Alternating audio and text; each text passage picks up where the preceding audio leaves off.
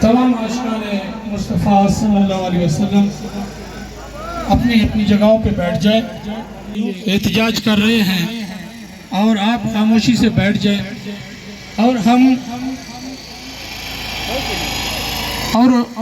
हमारे जो उलमाए कराम हैं उनसे गुजारिश है कि वो आ जाए। और तब दोस्त आए हुए हैं, ये शायद दीवारों के पास टेक लगाने के अभी से थक गए यार। अभी तो बैतुल मुक़द्दस की तरफ जाना है, अभी तो ऐसे रैली में आना कि थक गए। जहाँ जितने कायदीन की तरफ से आपको पैगाम मिल रहा है कि आप पीछे रोड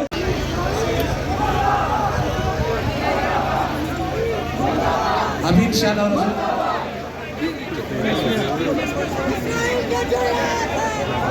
जायदाद के लिए नहीं, प्रॉपर्टी के लिए नहीं, बल्कि जंग बदर के मौके पर बाप कहता है मैं नहीं पाक साथ जाऊंगा, बेटा कहता है मैं जाऊंगा।